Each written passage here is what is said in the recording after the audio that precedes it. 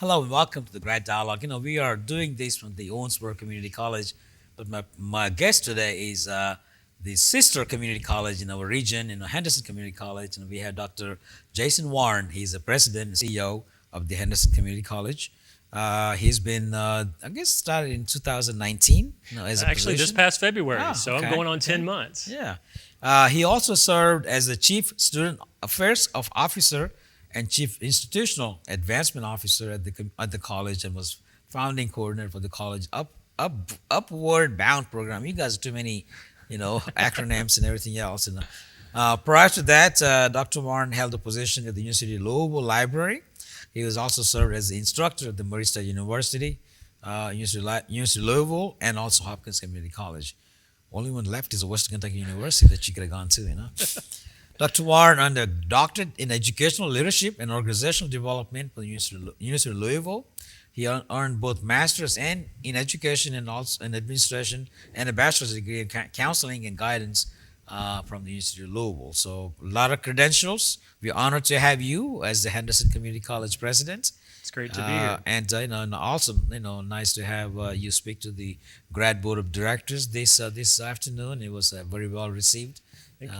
And I think it was nice that the Scott Williams came in to give you some moral support, to kind of work together. That's really the everything else. relationship all 16 college presidents have across the state with the Kentucky Community and Technical College system. So we work together as partners to serve our communities, and there's a lot of partnerships that develop. And I think the world of him. Yeah, and again, I think people don't realize. I think community colleges are taking bigger and better roles in not just in education, but workforce development, partnering with the private sector and everything else. Yes, and I really love the area development districts because I've always felt like economic development is regional. So when multiple counties are working together, we can really do great things. So it's all about partnerships and relationships. So I appreciate the opportunity today to talk to the folks.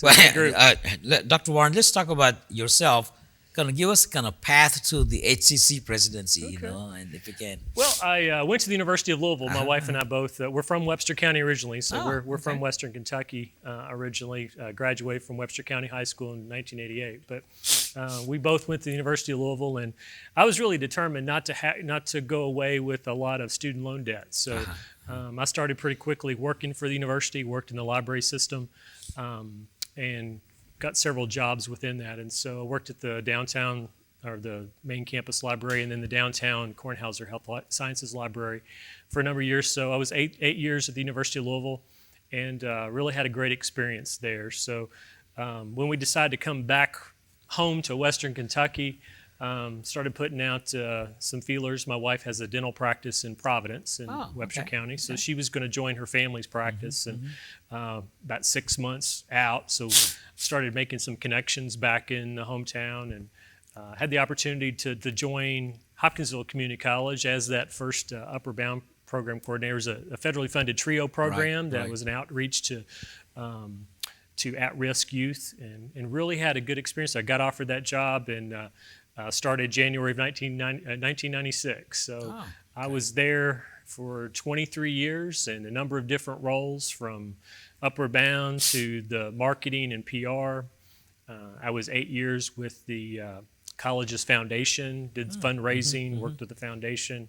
And then the last 12 years I've been the Chief Student Affairs Officer, or Dean of Student Affairs, and got more involved with student activities. So just had a really wonderful experience, and got this opportunity to come back to Henderson and this area, and it's just been wonderful. We sold the house in Madisonville. We had lived in Madisonville, split the difference. My wife went to Providence. I went to Hopkinsville, made that drive for a couple of decades, but we've made the transition now.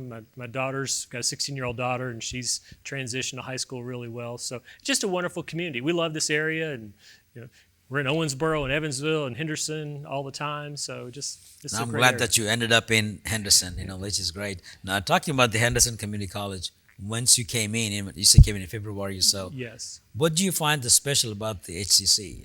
It's the smallest of the 16, and I think that's there's some special traits that come with that. What I've noticed, and one of the joys of this job is being out in the community and talking to former students, current students, our alumni. the common theme is that people there truly care about student success, and so I've sort of used this term pretty frequently of small enough to care but big enough to serve, and I feel strongly about that. I think it's genuine, that the people there genuinely have affection for the students that we serve, and they only want the best for them. I know oftentimes we can get really busy and not give the students in these careers of not give the students the attention that they deserve. But I have noticed that Henderson Community College really makes that a focus of really working with the student that they're with right there at that moment, giving them the attention, and students recognize that. And I just really appreciate the fact that the faculty and staff there truly care about Now, students. do you have students not only from Henderson but also even from Davis County too? I would imagine. We do. But you have what do you consider your We primarily serve Henderson County, Union County, and Webster County. We share Webster County a bit with Madisonville Community College. We have a reciprocity agreement with 7 counties in southern Indiana, including the Evansville area. So students in southern Indiana can enroll at our college and pay in-state tuition, which is a wonderful thing. In Kentucky, we want them to come across the bridge this way. We want to come into our state. But we do as a system, because we have online classes, and I think that's one of the beauties of students enrolling with the Kentucky Community and Technical College system colleges, in that if one institution doesn't have a section of a class offered, then our KCTCS institution students have choices of the other 15 colleges that are out there offering courses. And so as part of the partnership that we have, and it gives students a lot more choices. So we do have students. We've got some in Somerset taking some of our unique classes, and some in Owensboro at our place, and I know that Owensboro has a few from our service area as well. So the main thing is that we're serving the students' needs, and that's the most important thing. is the enrollment at the HCC more or less steady, going up, or We're really strong. We've had tremendous growth in the under 18 population. We've got a second year of a early college academy, which is exciting because students, we've got over 20 students who will graduate with their associate degree and a high school diploma at the same time, coming away with very little cost. Very strong dual enrollment. So the under 18 number is really strong. We're very strong in the 18 to 24 range right now, that traditional age student. And our area of focus right now is on adults. Is we've lost a number of the 25 plus age category, would be called the non-traditional student. We know with the great economy and the low unemployment rate, students they're working, they've got families, so we're competing with their time for their time, and so we're doing a lot of things to focus on some short-term credentials, trying to be more responsive, tailor the courses to that working adult, be more mindful of their needs. And so that's where our focus has been. That's fairly common in community colleges, with the enrollment tends to be inverse relationship with the economy or the unemployment rate. And so that's really a focus. We have worked with the Henderson Community College in the past, continue to work to the workforce development programs. And one thing that I really like about that, you guys are flexible. Yes. You meet I think more like meet the demand of what the needs are.